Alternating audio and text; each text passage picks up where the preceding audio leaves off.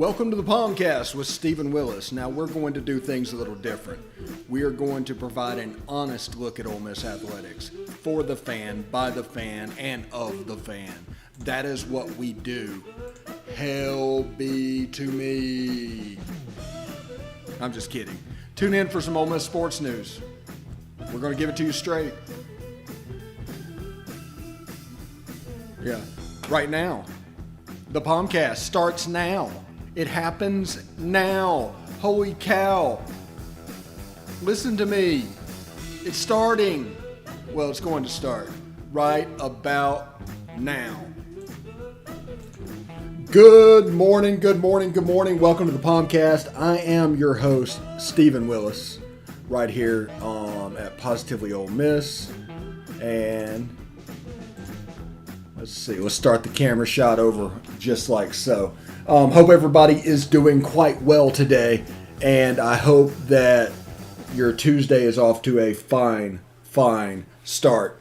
As you can see, we're trying out doing a little multi-camera action on this here podcast today because we are still growing. We're still trying to tinker around and see what we can and can't do.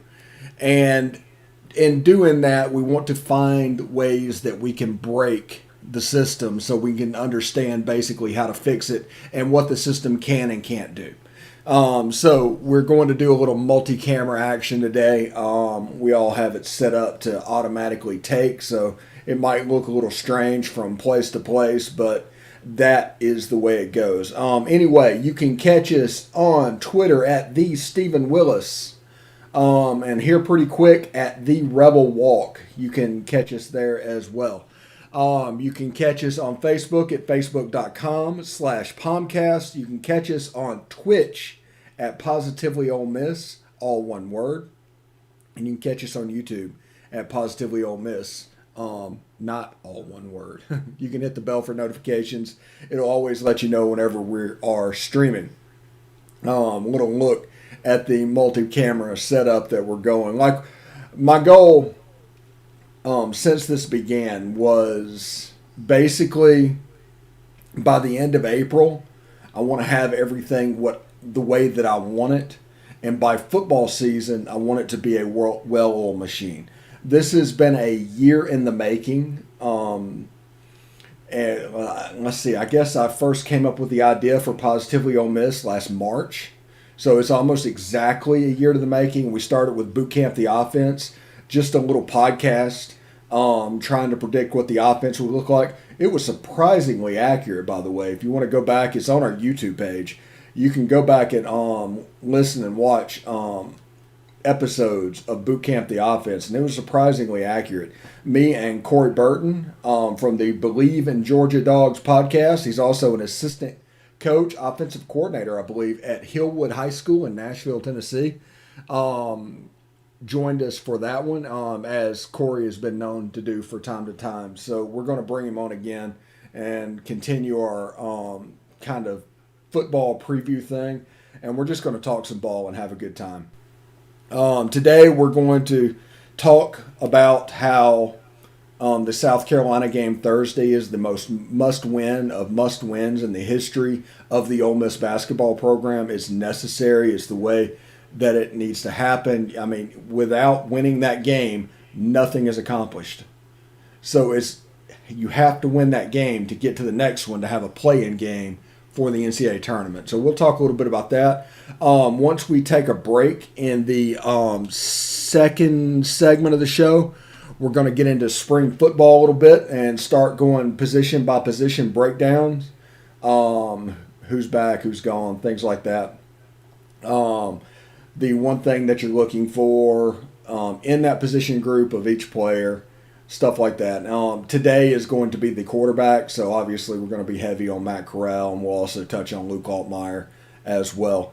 In the near future tonight, right after the game, tune into this channel right here for instant reaction from the baseball game, Ole Miss versus Alcorn State, on SEC Network Plus at 6:30 Central Time. That's 7:30 Eastern Time. And just right after the game, we'll have a nice, real quick. You've seen how we do that, our midweek and series reaction videos. So you can tune in for that. We're going to give you a little brief thought and what it means going into, in this case, the weekend. And this weekend it'll be going into the midweek. Thursday, we're planning on having an instant reaction. That has not been confirmed, but that is what we're planning at the moment, an instant reaction from the basketball game. And it'll either be a celebratory video going into the LSU game that they needed to get to have 40 minutes to play for the tournament versus having an autopsy on the season. Now, I've done a video after the Vanderbilt loss. I left them basically for dead. But it turns out that, there was another opportunity for them to come in. And their net ranking was somewhere around the best they've had all season after the Vandy game. I think they're 53rd right now. So there's a chance. But 2 wins and the LSU game would be a quad 1. We'll see how that basically is matching up. And let's see what else we have going on. Oh, I'm setting up also a recruiting show. We already have the recruiting czar, Darby McCranie. This is extra to Darby McCranie. This is going to be a Rebel Walk recruiting. And we're going to go over and have a good time, a little short video. One thing, if you notice from our channel, is all of our videos are designed to be brief. They're not supposed to be long slogs. They're designed for you to get in, watch them, enjoy them, get out. Because our whole thing is to have fun following Ole Miss football. That doesn't involve a hour-and-a-half time commitment. That involves quick in and out. Even the POMcast, even this podcast, video or otherwise, is 30 minutes maximum, and sometimes I cut it short of that. So it's basically set up to give you what you need in the briefest amount of time possible. So stick around for that. I'm kind of curious to watch this video later to see how the multi-camera angle worked. But we'll see. Hopefully that works pretty well. Basically, what I have is a looped playlist of shots. And in those shots, I've got a minute of this camera angle, 20 seconds of the other, and there's going to be a third camera angle eventually that it'll go to again. And we can take all this, like I said, our design is to make this look as complicated as possible, but be as simple as possible. So that's our graphics. That's the whole way this is set up. That is the whole way this is set up. I want to thank everybody for following me on Twitter, subscribing to the podcast on YouTube.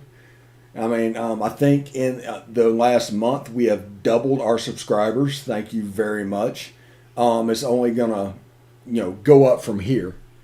But it's worth paying attention to. It's worth doing because this is just great.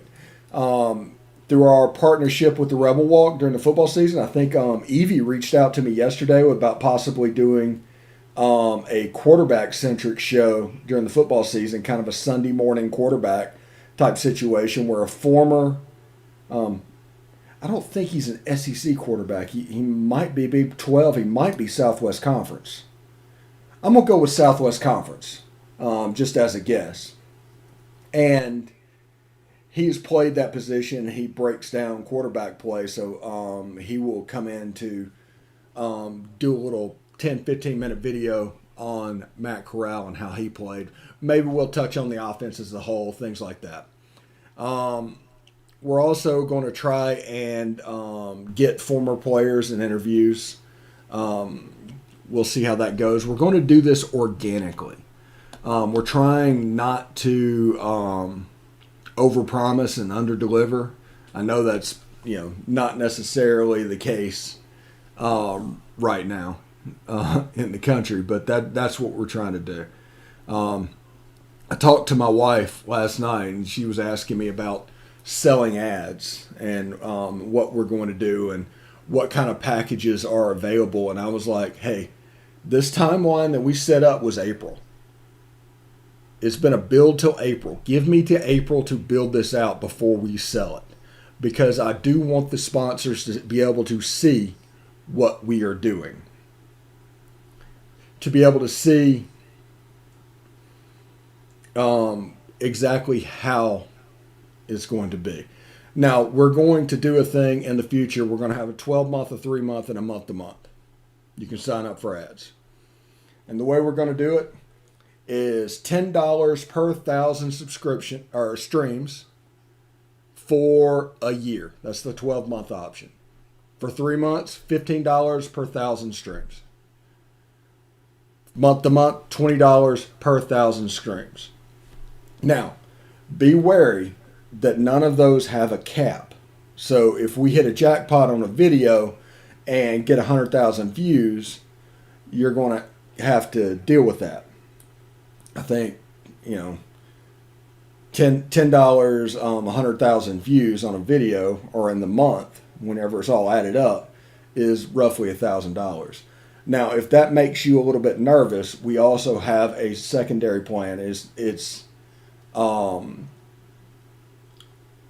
for month to month, but starting the entry level for the year is $500 a month, $550 for 3 months, $600 for month to month. And that's the way that looks. That way we can grow together. Your expenditure is not going to be overly and totally different than the growth rate. So there's not going to be an expectation thing. If 200,000 people see the video, you're going to be charged for 200,000 people. If 50 people see the video, you're going to get charged for 50 people. It's an honest way of doing things, and it doesn't tie your hands. So, we just went through 12 minutes of that. So, let's get into the SEC tournament real quick before we get into spring practice on the other side of the break. This is the must-win of all must-wins of Ole Miss basketball. I don't know if there's ever been a must-win in the history of the program quite like this. Ole Miss has to win the game for a play-in game for the NCAA tournament. Period. And it also shows if they would have beat Vanderbilt and Mississippi State, they'd probably be in right now. Of course, that'd be a 9-game winning streak. Of course, they'd be in, but you know what I mean. Can you imagine a 9-game winning streak? They're probably the double buying in the tournament. I mean, they're just in. I mean, they'd be. Let's see. I think they finished 10-8. They'd be 12-6 in the league at that point. That'd be ridiculous. So, must win of all must wins. Beat South Carolina. Frank Martin's teams can get really hot, and they are a really dangerous tournament team. They are elite at taking the ball away, but the way they play, they draw a lot of fouls. So Ole Miss has to execute at the foul line. I imagine KJ Buffin will be back.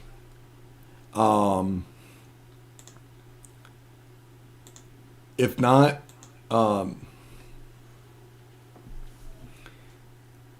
you'll see Robert Allen, you'll see Sammy Hunter, you'll see players that have really stepped up over the course of this run. And this isn't necessarily a Devontae Shuler inspired run. That's the really impressive part to take from this. Against Vanderbilt, they played better when he was off the court. He's a great player. Don't hear me saying that anything negative about him. But what I'm saying is the other players stepped up whenever he got into foul trouble and played really well. It was a great team effort among the boys. Jarkel Joyner, Romello White, Sammy Hunter, Robert Allen. It's a whole big old thing. Austin Crowley, the whole 9 yards. But The way this works is now Ole Miss is going to play a team that is going to be very dangerous. They just are. A team that is going to be very dangerous in a tournament setting, and Ole Miss needs to play with urgency. Now, Ole Miss needs to play calm, and they need to be relaxed, and they need to make shots, because if shots aren't going in, it's going to be an ugly game. I mean, be prepared for that. I don't see any situation where South Carolina runs away with the game. So, take that first off. I don't see that. Although they blew out Georgia twice, they match up well with Georgia for some reason. We do not match up well with Georgia, but we match up well with them.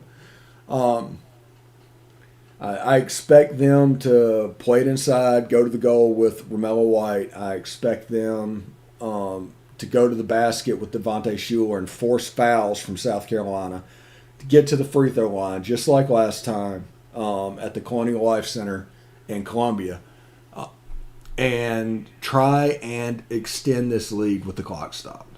If that happens, Ole Miss should win fairly comfortably and going away.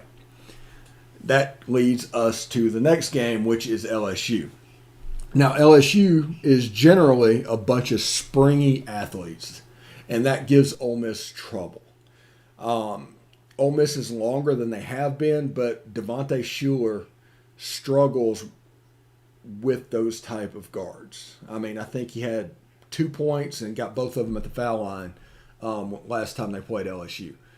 Devontae Shuler has to find a way to make more of an impact than that. We need Jarkel Joyner to go off, and you need KJ Buffin to play an elite game. Just period. Just an elite game to go with Romello White, and if that happens, you have a chance. And that's a situation where you have a chance. I mean, LSU is 21 or 22 in the net. I mean, they're not a bad team. And if you handle them like they're a good team, don't defer to them. That's not what I'm saying. But you need to respect them a certain level and be ready to play. Don't overlook South Carolina, though. That is the most must-win game in the history of the Ole Miss basketball program. Whenever we come back, we are going to talk a little bit about the quarterback position, as spring practice is about 2 weeks away.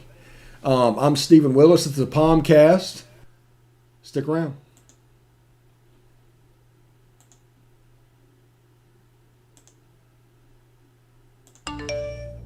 You want to answer that, don't you?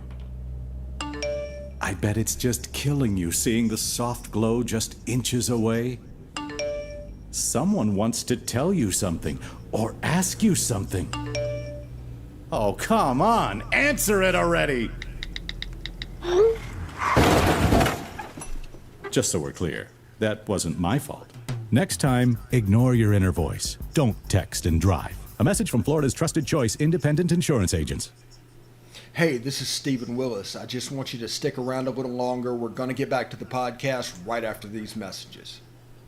Tonight, nearly 40,000 veterans across the country are homeless. These men and women have pledged to serve our nation, and now we must serve them.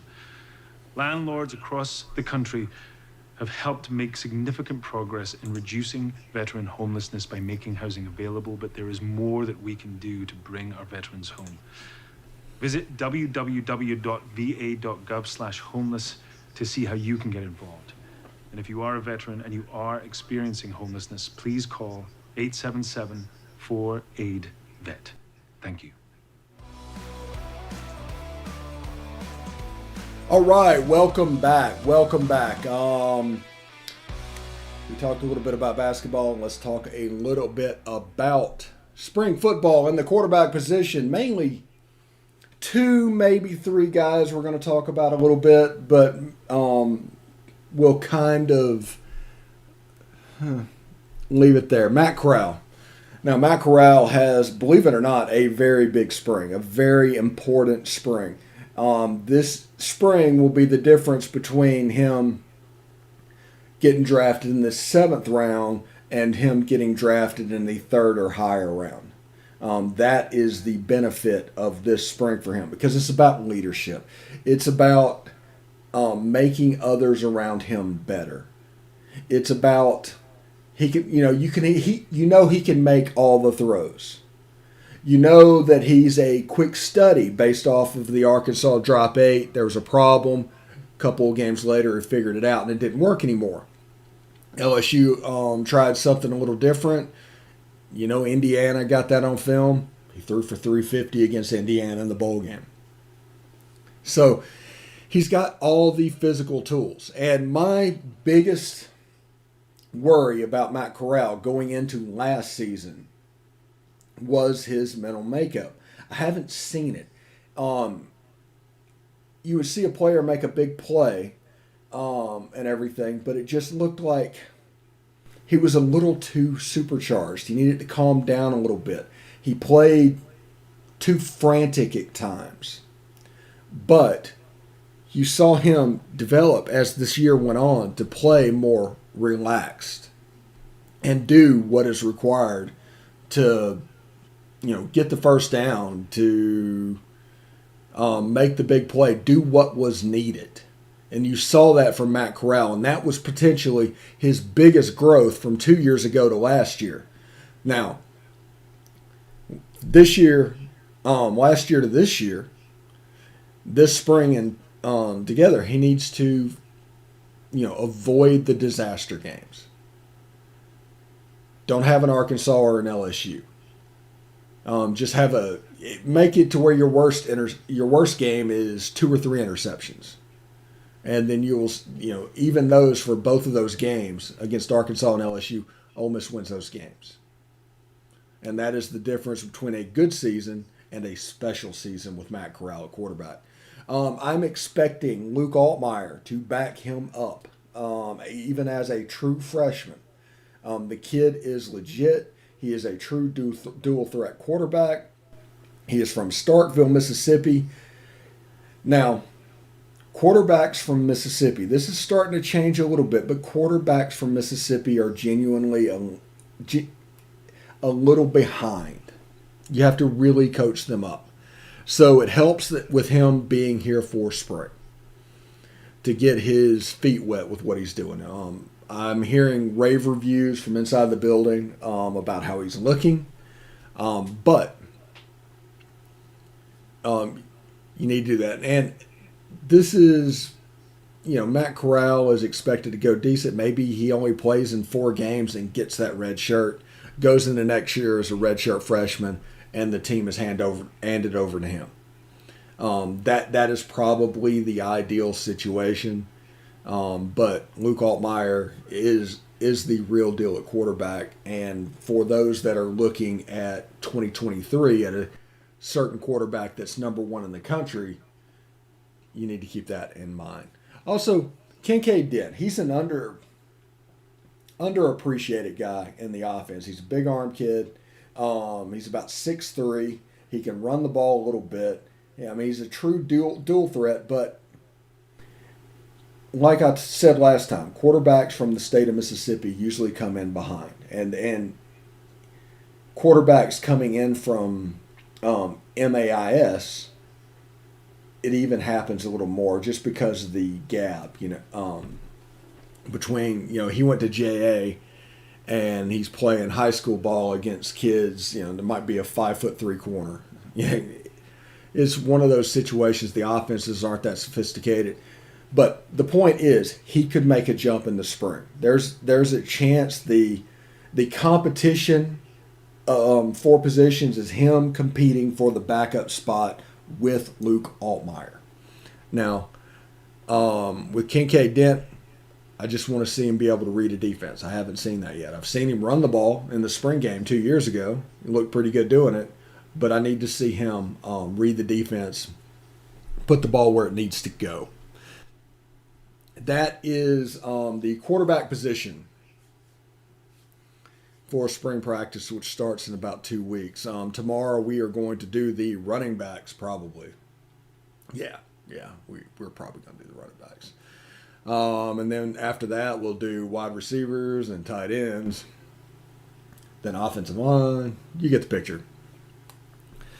Going into the spring practice. This is actually a very important spring practice for the football program. This is Lane Kiffin's first spring practice. It blows my mind that players essentially learned how he operated while playing a full season. So I suspect this will be a point where the coaches can get in the weeds a little bit, where coaches can really, really work to develop players. I'm expecting a jump from Henry Parrish. Snoop Connor, there was already a jump between last year, or 2 years ago and last year. I expect another one coming to this one. Jerry Neely is also a freak. But Ole Miss has a chance to be fairly special in football this year. And depending on Luke Altmaier, there's a chance for this to snowball, which is the goal. That is the whole goal with program building. You want this to snowball. And they're doing it with competition. You see the videos on Twitter of playing tug of war and things like that. Everything has a purpose, and it is about building that competitive nature. There's no chance that you can survive on this team and be passive. You need to be aggressive. You need to be an alpha. You need to go out and take what you think is yours, whether a starting spot, a football in the air, football on the ground, that'll result in a ball game. And it's all part of what he's building inside the Manning Center at Ole Miss. Anyway, I'm going to give you probably a couple of minutes back. I do want to thank everybody for tuning in today. This has been the POMcast. If you like what you see, feel free to comment on it, either in the YouTube thread, the Twitch comment, the Facebook comments, or we can do the Twitter comments. I mean, we're a little bit everywhere. And just so you know, audio is not dead. We are going to do audio, and we're going to get around to doing that. I just had my hands full trying to figure out how to do this. Once this gets situated, we are going to do audio as well. So don't think that I forgot about you. Just don't think that. But anyway, thanks for tuning in today. Hope everybody has a fine day. And I'll see you tomorrow. Hotty toddy.